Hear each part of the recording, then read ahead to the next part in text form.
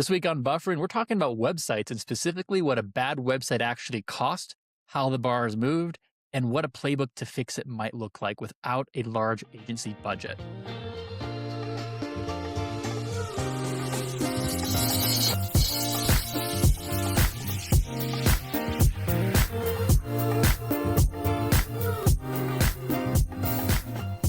And Gabe, I think we have to talk about this at the start of the podcast here, but in the past, it's been very common where people say you should update your website every 2 to 3 years. But I think we're at a point now where we can all agree that in the AI era, we need to shift from these periodic overhauls to continuous high velocity optimization cycles. Yeah, it needs to be a continuous improvement process, and it is something that needs to be updated, I think, much more frequently. We've talked about, this has been a topic that we've discussed before, Zach, and sometimes I feel like, are we circling back to this topic again of something we've discussed already? And then you and I looked at 3 websites this week that were so bad that it encouraged us to do this episode. And I actually took the links to those 3 websites and put them into AI and said, give me some feedback on these. And the feedback was, there is no reason in 2026 to have a website that looks this bad. That wasn't me saying that. That was AI saying that. Was the feedback just like shut it down, like sell the domain? But dude, it's wild to me that, it's 2026 and we're still having these conversations. And by the way, Gabe, yeah. I just said, people update their websites every 2 to 3 years. Some of those websites, the ones we looked at yesterday, easily 10 to 15 years, easily 20 years. And it genuinely doesn't make sense to me at this point. Why are we settling for such bad, digital experiences? There's this quote about your website being your highest volume salesperson. I've always said your website is your digital storefront. If people aren't coming into your office, they're going to your website. It's on 24/7 and handles, more prospects than your entire sales team combined. For most BSPs, it's just wild to me that it's 2026 and we still see such terrible websites. My favorite one, and I'm going to call them out, I won't say about who it was the one where it had like 50 pages of pricing tiers. And you know how much I don't like service tier columns on a website to begin with, but this was a table of like 10 pages and, 10 rows on a page. I've never seen anything like it. I had never seen anything like that one either. That one was a unique level of insanity. There was a button in the very top left where you could see top 10, top 25, and then it went all the way to 100. So you could expand out the product list to 100 things. This isn't, just to clarify, this was a broadband service provider website that had 100 different options of things you could buy in a gigantic table. So every time I think that we've, maybe talked about this too much, I see something like that and I think, you know what? We haven't talked about it enough. Every time I think nothing surprises me. I've seen everything. Something like that comes up. Mm-hmm. How do you pick, Gabe, remember the book, The Psychology of Price, the jams in the grocery store? How do you pick from 100 different services? Oh, and by the way, you don't. Yeah, exactly. One comment on that too is just the AI component too, because when you're searching with, AI or you're searching for, products and services here, keep in mind that AI loves recent content. I think it was ChatGPT, maybe there's another one, but 50% of the cited content was less than 13 weeks old, meaning legacy outdated pages are going to be excluded from these top tier agents. So to adapt in the AI era, not only do you have to have this nice looking website, and I'm going to talk about this later on, but you're effectively building a website for 2 things. 1, you're building your website for AI, and 2, you're building your website for humans. So keep that in mind throughout this episode today. But Going back here, in the AI era, you have to move beyond these simple hierarchies and, the ability to extract content easily and, answer first, as we've talked about. But you also need to make sure that you can capture key takeaways for the human as well. When you have 100 different products and services, Gabe, I couldn't tell you what the 8th one down on that page was, let alone the second one, because I was instantly overwhelmed. Agreed. Yes, 100%. Yeah, there was no way you were going to scroll through that list of 100 and make a good choice. There's no chance. As we were preparing for this, Zach, I wrote this down and I'm just going to read it because I quite like this, which is, if you hired a salesperson who confused every prospect, couldn't explain your product, made people fill out a form just to see pricing, and lost 97 of every 100 people who walked through the door, you would fire that person today. And that salesperson is your website. And most people are paying to send traffic to what is effectively a terrible salesperson. I love that quote. I'm stealing that. Please feel free. I think it really sums up a lot of what we want to get into today, Zach, which is, again, you're paying to send traffic to this site. You're paying to send traffic to the salesperson. And you said it before, it's your highest volume salesperson. It works 24 hours a day, 7 days a week. But if it's not driving conversions in the way that you want it to, those are wasted dollars. And it's never been easier to make changes here. Zach, I was just telling you a story. My neighbor James comes up frequently on this podcast. He's a delightful human being. I love your neighborhood. I know, he's the best. James is the best.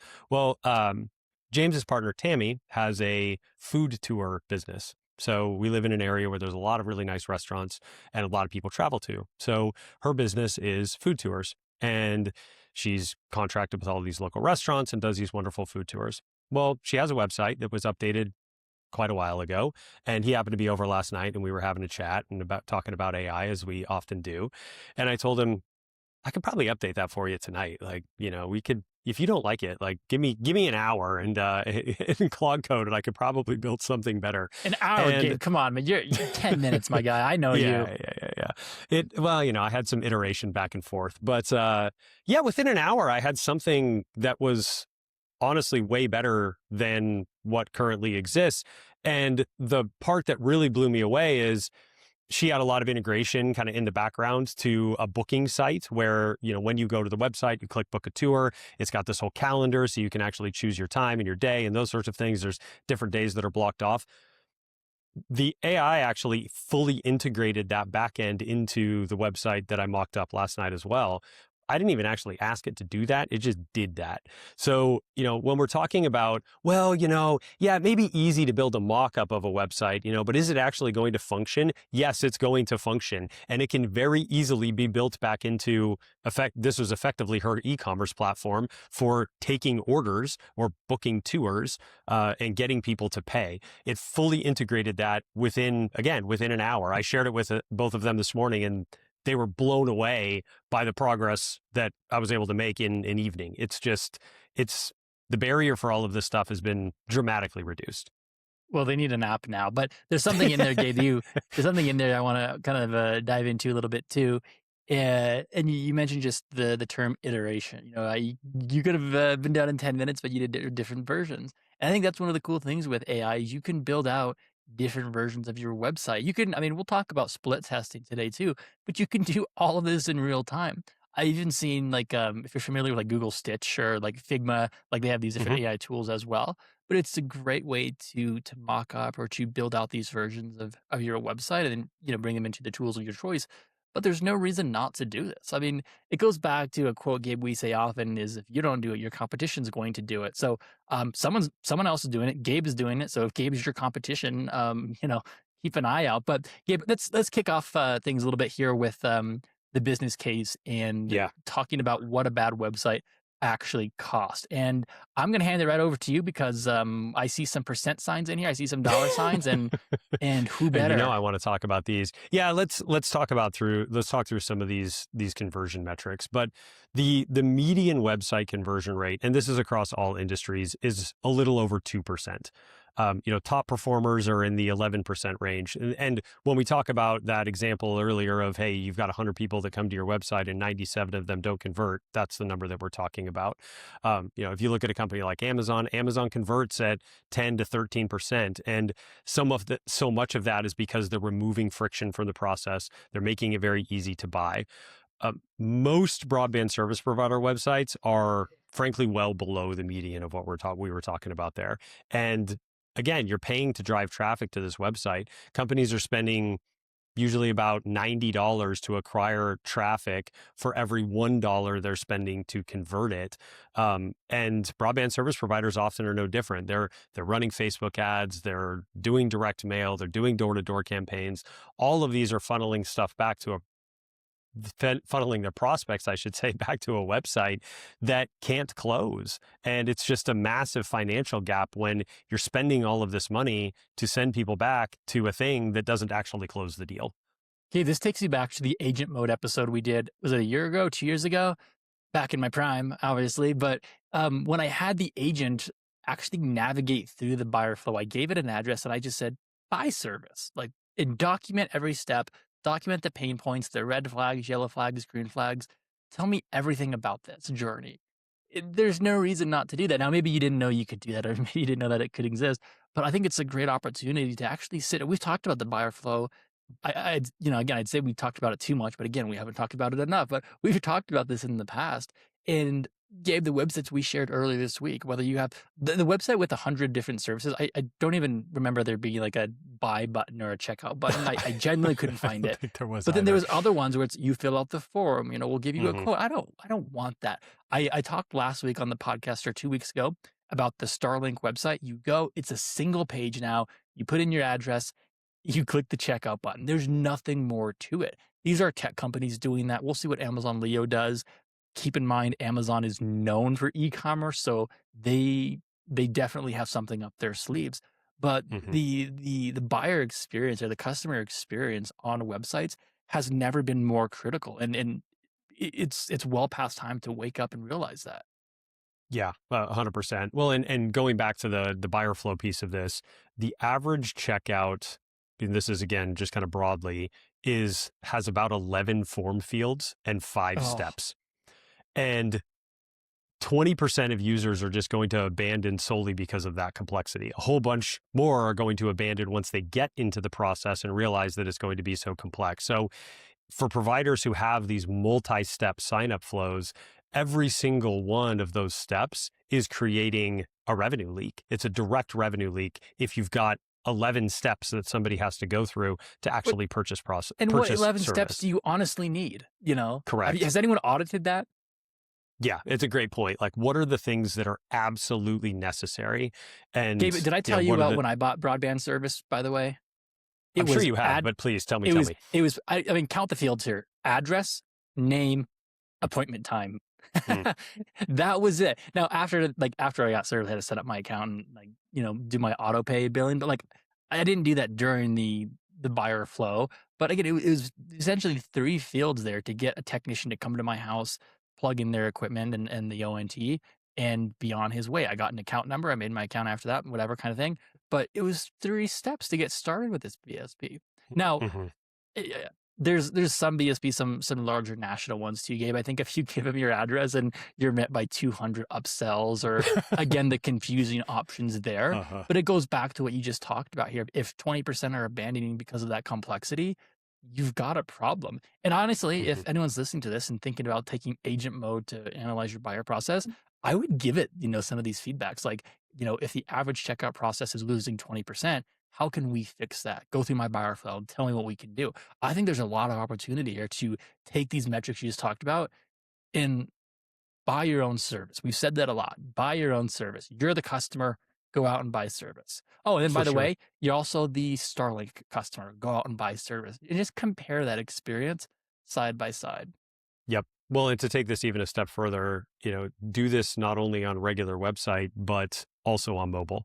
Mobile accounts for 65% of all website traffic. So if your website is not optimized for mobile, you're likely leaving massive amounts of money on the table. Mobile also converts at a much lower rate than desktop, and that gap only continues to widen. So if your buy flow isn't built for mobile, you're losing a ton of people that are coming to your website because, again, it's probably 65% of people that are coming to your website on mobile. And the last thing I'll say here, Zach, as it relates to AI, I've been going back to the James and Tammy example that I was talking about earlier. When I first built it out last night, or my first maybe 30 minutes of it was building it out for a desktop, well, you better believe immediately after I did that, I went, everything that we just talked about, go make sure that this site is mobile responsive and make sure that it is built for a mobile audience as well. That's a very simple prompt once you've done the heavy lifting of figuring out what your website is going to look like, and AI is going to go off and do all that heavy lifting for you. Every time I go to a website that's not mobile friendly, I feel like my first thing is, I click the little tab button at the bottom of my iPhone and I just close that tab. I'm not going to deal with that today. And again, and the fact that it's 2026 and we still see these legacy broadband service provider websites. Gabe, the ones we talked about today after this podcast, I'm going to go check them out on mobile. I forgot to do that when I sent them to you. I did too. But now I'm curious because there's no way, like, I think we both know there's just no way they're going to be optimized. But again, there's no real excuse at this point. 5 minutes on AI and Gabe's got a website. Another 5 minutes to get the domain set up, but it's very easy to point those things into the right direction. I told you, Gabe, this week, helping a family member out with their website that's currently connected to an e-commerce platform, Squarespace. We're able to create a whole new landing page and keep that Squarespace integration in without impacting the store. There's so much you can do here. I don't know if it's like a fear or if it's like, oh, like these systems don't work together. I feel like we're pretty well past that, Gabe, but let's talk about the ARPU connection here before we move on. Well, yeah, it ties back to not only are you missing out on sales, but often we see that people are not optimizing for driving the most revenue even when they do get a sale. And if websites default to the cheapest plan, or you have to, I was on a broadband service provider website earlier this week. I was actually doing some competitive research for a meeting I was going into, and there were like 5 add-ons after the initial order. So you picked your service and then it was, do you want this? Do you want this? Do you want this? And each thing was, set out as a add-on to that service. I guarantee you the take rates on that are atrocious because you've got so much fatigue by the time you get to the end of that buy flow. This is where we were talking about like 11 steps. It is 11 steps because somebody had to enter all their information, then they had to choose then they had to choose the initial product, and then they had to choose all these additional things if they wanted to add them or not. That is killing ARPU and killing conversions.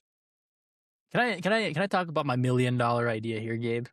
Yes, I've been dying for you to talk about this. Maybe a million might even be selling it short, my friend. Let's get into it. So this is a concept I've been playing with, but me being me, I've gotten to a point where I hate service tiers. I hate going to websites and seeing like the standard 3 to 7 columns of this is your tier. It bothers me for some reason. So I keep going back to this idea of, what does no tiers look like? And Gabe, I've shared some mock-ups with you. I'm like 5 iterations deep at this point. I've showed you like the experience cards, if you will, the tiles, the kind of baseline experience where you give me the persona information in it without using AI, recommends a plan for you as the persona. And I've been playing around with what this looks like. And I got to a point where I realized this is ready to ship. Like every single one of these iterations you could implement on your website today, send that data to your backend system, wherever that may be, and use that. Now, like I said, I'm 5 iterations deep. I'll be another 5 by the end of the week, because every time I think of a new idea of how do I avoid these columns, how do I avoid these service tiers, it just takes me back to what's the experience we're trying to sell, what's the product we're trying to sell, and what is the outcome here? Who's buying this? And I think when you bring all this together, the tiers, we've been doing it for the past 20, 30 years, however long, Gabe, because that's all everyone's ever really known. And with AI, that's changing. I think, again, with some of the web design practices in 2026, that's changing. But long story long, and I'm happy to connect with anyone on this. If you're curious as I am, I'll connect with you over Crumble. But how do we move beyond tiers? Let's have that conversation. Buffering@calix.com. Send me an email. There you go. Yeah, I forgot we have an email now. Yes, please do. Send us emails about things that you want to talk about. Yeah, I think this reminds me of the smart defaults conversation that we had a number of weeks ago, Zach, where, if you have this information about the customer based on insight that they've provided to you, why are we not personalizing that experience? And I think, again, it really gets to that smart default. It gets to positioning debt too, this concept that we talked about on an episode a number of months back also. If your buy flow hasn't been updated in a couple of years, then you're running this 2024 playbook with 2026 expectations. And there is this positioning debt or cognitive dissonance that happens between how you're explaining the service and what the customer is actually going to get. So let's talk about what broken looks like. We have some examples here. Well, that's the thing is, like, I feel like we've talked. The problem, Gabe, is like we get on a rant because if something annoys us, we'll get on the topic and then we just dive deep and we throw whomever under the bus. But But No, let's talk about some of these specific things for sure. Yeah, outdated service pages. I think this one's important for numerous reasons. One is like not just because the design's garbage, but two, you got to think about the AI and how people are actually visiting or interacting with your website. If, and I'm saying, Gabe, this might contradict kind of a comment you just made there, but honestly, I would say anything older than 6 months is outdated. I mean, you could argue anything older than 3 months is outdated. And I just know there's people listening to this podcast right now and be like, what? No way. That's too soon. But I'm like, think about it. You know, think about everything we just talked about. If your pages are older than 6 months and nothing has changed, you've got a pretty big problem right there. It's a fair point. I mean, I do think things are moving very rapidly, and there's certainly an opportunity to update all of this in a much more efficient way now than there was before. So maybe we are at the point where 6 months is too much, where you really need to think about how does this need to change and what adjustments do I need to make. It's a fair point. I'm not going to totally throw you under the bus for your 6 month comment and It's contradicting bold. me with my 2 years. It's bold, but it gives you something to think about. For sure. Yeah. The next absolutely. one we alluded to already, though, Gabe, no clear buyer flow. Contact us button is not a purchase path. It's not. Get a quote, I would argue. No, get a quote is not a purchase path. Get a quote is something like you'd see in like the B2B space, not B2C. Yeah, for sure. Yeah. And I talk about this all the time still. This is another really one of my pet peeves about the learn mores or the, contact us or those sorts of things. They're so generic. And there's so much opportunity to improve those buttons and those actual calls to action on websites. And that to me is such an easy modification. Like, it's one of the easiest things that you can do. Even if you don't want to do a full kind of website redesign, just even test some different button language to see if it converts at a higher rate. Totally. I mean, you'd have no reason not to. You put a tool like Clarity on your website or Google Analytics, whatever free tool you want to use or what have you. And maybe you have AI help you build some call to outcomes, whatever that looks like. But it's such an easy fix. This is what I call like a 20-minute fix. Like you can spend 100%. 20 minutes of your day just fixing your buttons and having multiple versions. And come the end of the week, come the end of the month, you're going to have data that says, hey, these buttons perform better. Gabe, do you remember the website I built where it had like the download the app button and I put like the call to outcomes like further down the page and it was driving more traffic than the download button on the top of the page. And like I said, that was, I don't know if I really tested that just kind of happened, but like knowing that data, I was able to make some data-driven decisions on how do I get people to download the app from my website. Yeah. I would say these next two are a bit tied together, not just because they're monster names, but Frankenfunnels and zombie pages. Yeah, I know it's not even scary season and we're talking about all this stuff, Zach, and I know how much you love scary season, but always spooky season. These are pages that haven't changed in 2 years. They get very little traffic. If you are driving top of funnel ads to these pages and they're not driving any conversions, these are the things that need to be changed and changed out quickly. Either you're talking to the wrong person, you're offering a solution that's no longer relevant anymore, it's way outdated. Like, these are things that should be immediately just removed from your site entirely, because all they're doing is taking up space. We've even seen, going back, I think over a year now, to our conversation with Gina Schuler from Home, when she had a bunch of these zombie pages on her website that were providing incorrect information when people were running AI search queries and trying to find home telecom. So the zombie pages aren't even, they're not just taking up space, they're maybe actively hurting you from a visibility perspective, because they're showing up in AI search and maybe showing up in a way that's not relevant for you anymore. Yeah. And here's one that I don't have a concrete best solution for you on. Now, I have ways we could iterate on and like test different things, but we see this a lot in the industry, Gabe, is multiple technology specific pages, fiber pages, fixed wireless pages, DSL pages, if that still is around.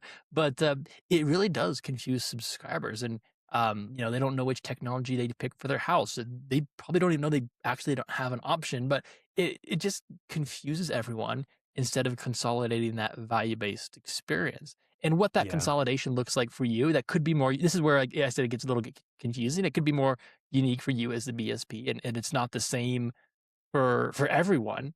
But I think this is a great example of how, you can use a tool like AI to ask these questions, figure out what works best. If you have two different technologies, how do we communicate that without leading with tech specs? How do we avoid that conversation while still leaning into the actual experience? Hmm. Yeah, this is a hard one, and it's probably one of the more difficult ones that we see because of the different speeds that can be offered or the different solutions that can be offered based on the technology. So I get that this one is a bit tricky.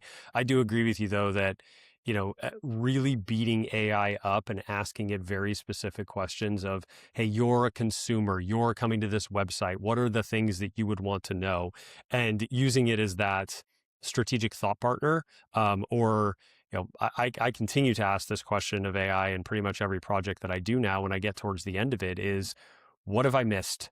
What are my blind spots? What are the things that I'm not thinking about that somebody coming and looking at this for the first time are going to notice? What is my competition doing better? Yeah, great question, right? Like there's a handful of basic questions that after you've made some of these changes, when you get to the end of an AI project or prompt, that you need to put back into AI to get that clarity of thought. And I think this is a situation where it would be really beneficial to do that. This was another one of those, Zach, that, absolutely drove us insane this week. You sent me the one website that literally talked about the fiber itself and the sheathing around the fiber. And I was like, you have got to be kidding me. Oh my God, I was dying. I'm like, are we seriously talking about the actual piece of fiber that is delivering this service? I mean, we've joked about that before, but I think that was the most egregious version of that I've ever seen. It was exceptionally bad. They should get a trophy for that. Rounding out this conversation, Gabe. A Razzie, yes. BSP websites. We look at a lot of BSP websites. What is the single most common thing you see that makes you cringe besides the fiber and the sheeting there? Because I gotta say, in the BSP space, I think the one that's annoying me most is how people promote their tiers. Again, going back to my tier conversation, in websites in general, scrolling. I hate scrolling. There was a period in Apple's history recently, within the past 5 years, I think it was, where they did these interactive pages that they'd have minimal information and you'd scroll it, you'd kind of build on itself. Oh my gosh, it was the worst. I just do not enjoy scrolling. So that's kind of my two big pet peeves, if you will, in the broadband space and the non-broadband space. I remember that. And you're right. There was a lot of scrolling on the Apple website there for a while. I feel like that was a design element that people thought was very clever for a while and sort of drove everybody insane. I think that, to go back to a conversation we were having a little bit earlier, not to continue to beat this up, but the lazy smart default. You've got 3 tiers or 4 tiers and you just box one of them and say that it's the most popular, regardless of whether it's the most popular or not. That is such a lazy, smart, I'm going to use my air quotes here, smart default. It's not that at all. It's just a really generic default. And I think we're at the point now where people see through that and they realize that that one's probably not the most popular. It's just the one that they want me to buy. The problem I have with that, Gabe, is the most popular plan for Gabe is not going to be the most popular plan for me, right? That's great point. That just goes back to the smart default conversation. And it worked maybe 20 years ago when you're buying, I don't know, random products, but in the broadband space in 2026, I come on, guys. Yeah, for sure. It's I don't understand what we're doing with the lack of personalization there, for sure. So, Gabe, let's talk about AI a little bit more here, specific to we haven't talked about it enough today. Let's go more. Yeah, yes. We haven't talked about it enough this year, but we all know that consumers are using ChatGPT, Google AI, Claude, Perplexity. That's a name I haven't heard for a while. Meta AI. Sorry for throwing that one in, but they're not clicking blue links as frequently as they had in the past. There was a study by I think it was Bain Capital a while back that talked about how many people are just stopping at the AI summaries on the Google page now. They're reading this synthesized recommendation, and if your website doesn't have that clear structured content, AI is not going to represent you well. This is where we talked about that GEO, the generative engine optimization. Man, that takes me back to our search party episode where we could not pronounce that. We did. We had 6 tries at it and still couldn't get it right. I hope we left them all in, but GEO and the reality is many BSPs are just not excelling in this space. Well, and this is a great opportunity to actually understand, to really dig in and understand what's going on here. It's not hard to create a list of 8 to 10 prompts that your customers are going to be using to go search for you in Google AI mode, in Perplexity, in Claude, whatever, in ChatGPT. Go figure out what those 8 to 10 prompts are. Who's the best internet service provider in such and such area? How much does this provider cost? I think one of the things that's really interesting is I was actually doing this research for a company that I was meeting with a few weeks ago, and a couple of interesting things popped out of that. One, they had some very expensive multi-gig services that they were offering. Well, when AI search was bringing those results back, it was saying the price is $50 to $600. Well, if I'm the average consumer and I'm like, holy crap, why am I going to pay $600 a month for broadband service? And that was the only context I had, was this provider has one product that costs 50 and one that costs 600. That's a really massive gap and potentially creates a conversion problem there. The other piece that was really interesting going through and doing this research was AI is really good at pulling reviews and pulling information out of reviews. One of the things that surprised me was it was actually pulling employee reviews out of like Indeed and Glassdoor and some of these other sites. So, while your Google reviews may be good for the product that you're selling, if there's negative reviews out there on an Indeed or on a Glassdoor or something like that, that could actually be negatively impacting you from an overall search perspective, which I had not even considered until I went off and actually did that work. And then there's certainly another very logical step that would go after that, which is once I've done it for myself, I should do those exact same prompts for my biggest competitor too, and see how they, see what the differences are. How does that output compare versus what I saw when I actually input all of these prompts for myself. And the other thing to think about here, Gabe, too, is, and this is a mistake I often make, is when you're searching for your own business or when you're looking for information, don't probe or don't ask leading questions, because we in the industry, we as the business owners, I think we know what answers we want to get. So you do have to take a step back and think, what would my prospects or what would my subscribers actually be searching for? Are they searching for 1 gig internet? Probably not. Are they looking for best internet near me? Probably. That's a very common query. I think you could also leverage data like Google Trends, Google Search Console, things like that, to also better understand what people are interested in. I love Google Trends, by the way. I forgot about that tool, but Google Trends is very helpful for that type of stuff. But frankly, again, just leverage AI. Go ask AI what are the top 10 questions that an average consumer would ask when they're searching for internet service? That's going to give you a really good starting point. And again, you may want to tweak it a little bit based on your specific situation, but it's probably going to get you 95% of the way there. So Gabe, AI tools that are making all of this achievable here today. Number one, building websites with AI has transformed the websites. AI can build these professional looking websites in just minutes, as we talk about. And my advice here to everyone is, be careful, avoid being robotic, avoid any brand damaging aesthetics as well. AI loves bullet points. AI loves M dashes. AI loves numbered lists. And that kind of leads to sites visually resembling a PowerPoint as opposed to a natural narrative that we talk about. And consumers are also very cognizant of AI slop, hollow, interchangeable, overly polished content. This is increasingly rejected now in 2026. So there's this level of imperfect by design that acts as a trust signal for your brand. And as you build websites, this is what I alluded to earlier in the podcast, experience, expertise, authoritativeness, and trustworthiness. This is a good audit for your high traffic pages, for your high risk pages as well, where you want those conversions to happen. Mm-hmm. Yeah, I think it's such a great point on the not wanting things to look perfect or exactly like everybody else's. This is the problem with leveraging AI, is a lot of I I think you and I both now can pretty easily pick off a website that was designed by Claude. I can pick off a PowerPoint presentation that was designed by Claude in about 15 seconds. Like it's pretty obvious which ones were designed by specific engines. So you do need to be thoughtful about this. Zach, you sent me a really interesting link to a website the other day that was showing, I think it was like the top 30 or something, but the top 30 templates. I believe the title of the website that you sent to me was "Are Websites Boring?" And it's the ones you sent me were frankly pretty boring because it was just all of these templates that looked very similar. So you do want to have some uniqueness here. You don't want it to look like everybody else. Now, there are certainly, as you said, Zach, there are certainly best practices that you want to align to, that experience, expertise, all that you just walked through. But it doesn't mean that it has to look like everybody else's. Exactly. And Gabe, I know we're running out of time here. I think on a next episode, we should talk more about actually building and how you can leverage AI to kind of execute on some of this a little bit more.